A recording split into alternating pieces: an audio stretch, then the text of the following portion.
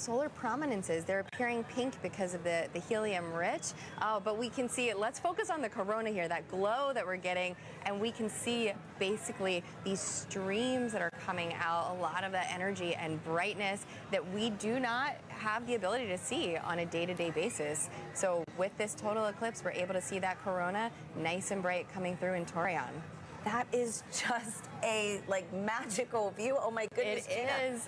Gina, okay, and so we've got so many questions coming in online right now from viewers watching this. Our first one is going to be from Justin, who wants to know, right now we are seeing a pretty clear and spectacular view of a total solar eclipse. Yes. But Justin wants to know, what will it look like if it's clouded over? Right, so the view that we're getting right now, you won't be able to see that if it's clouded over, but you will have effects going on, right? You'll get a change in the temperature, so the temperature will drop. It'll still get darker as well. It's already getting dark here in Kerrville. I mean, we have some cloud coverage, right? And we're feeling a little extra wind. It's noticeably darker despite the clouds that we have, so you'll get some of those environmental effects, even if it's cloudy where you are.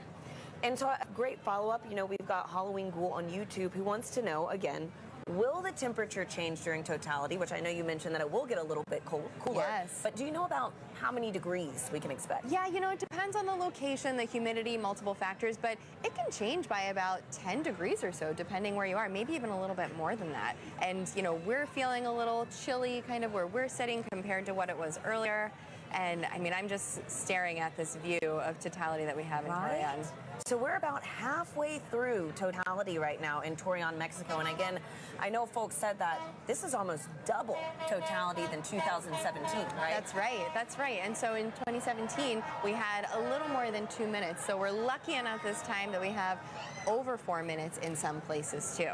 This is so beautiful. And so our next question from Sibel on Instagram wants to know, why is the sun more active right now? So the sun is more active because we have an 11-year solar cycle. The sun goes from solar maximum to solar minimum, where it's changing its level of activity. Oh, and as you're seeing the screen, so I see in the bottom right there, we can see that prominence extending out. And as we heard earlier in Mazatlan, that is potentially the beginning of space weather activity. So we're talking about solar maximum.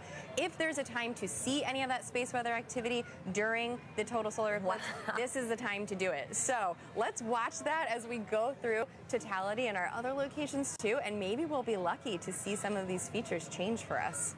That is so beautiful. It is. And so Gina, too, how we're in a higher cycle. Solar cycle right now. How many years, is that fluctuation? Right. The solar cycle goes on